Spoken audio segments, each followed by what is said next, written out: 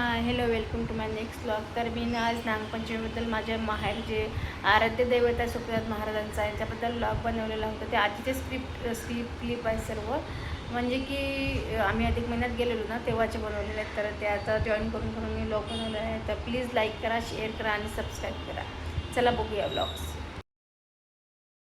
मी पण मानता का नवस पान लागले तर ते कसे उतरवतात नागदेवताकडे. तर चला, आज नागपंचमीबद्दल माझ्या माहेरातील प्रसिद्ध मंदिर ते म्हणजे सोपीनाथ महाराजांचं. बाळापूर तालुक्यात हे माझं गाव आहे मांजरी, येथे हे मंदिर आहे सोपीनाथ महाराजांचं. इथे मी लहानपणापासून राहिलेली आहे, त्यामुळे माझं श्रद्धा भाव भक्ती भरपूर आहे. कारण की मी जे लहानपणापासून बघते सोमनाथ महाराजांचे भक्तावर आलेले प्रसंग कसे दूर करतात. चावला असेल तर त्याला तसं बोलत नाहीत, पान लागलं असे बोलतात. याचं लॉजिक मलाही माहीत नाही, पण इथे साप चावला असेल तर तुमचं निवारण नक्की होते, पण तुमची श्रद्धा मात्र तेवढी असायला पाहिजे. जर आसपासच्या विभागामध्ये कोणालाही साप चावला असेल तर त्या मंदिरामध्ये घेऊन येतात आणि त्या व्यक्तीला रात्रभर पाठ न टेकवता इथे बसून राहावं लागतं रात्री जागरण करून, आणि सकाळपर्यंत जे विष चढलेलं असते ते सापाचं उतरवलं जाते आणि तो व्यक्ती अगदी चांगला होऊन घरी जातो. अशा मी कितीतरी व्यक्ती प्रसंग बघितलेले आहेत. त्यामुळे आम्ही माहेरामध्ये गेल्यानंतर वेळातला वेळ काढून इथे दर्शनाला जातो आणि आमच्या मुलाबाळांना सुद्धा घेऊन जातो.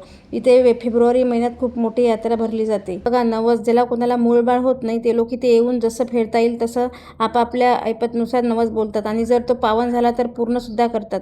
पण हे सर्व करताना मात्र तुमचा भाव श्रद्धा तेवढी असायला पाहिजे. आणि हे बघा, इथे सर्व जे देवांचे फोटो लावलेले आहेत, ह्या सर्व लोकांना बाळ नव्हते, त्यांना बाळ झालेले आहेत आणि त्या बाळांचे फोटो लावून मंदिरामध्ये लावलेले आहेत. कोणाला अंधश्रद्धा वाटत असेल, पण आम्ही मरणाच्या दारातून परत आलेले लोक इथे अनुभवलेले आहेत.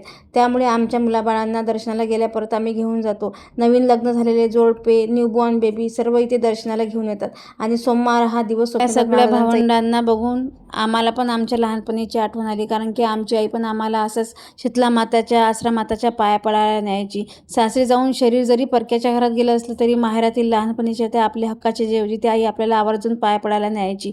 मुली लग्न होऊन कितीतरी दूर गेल्या असतील ना, तरी त्यांच्या त्या मात्र माहेरातील छोट्या छोट्या गोष्टी मनामध्ये घर करून राहतात.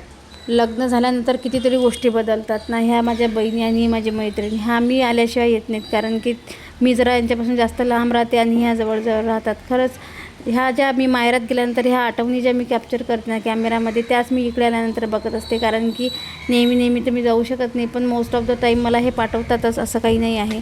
पण हे बघा, ही माझी लहानपणीची मैत्रीण, ज्या गावात आम्ही दोघीजणी लहानपणी फिरायचो हात धरून एकमेकींचा, आज आम्ही त्याच दोघीजणी आमच्या मुलींचे हात घेऊन फिरतोय.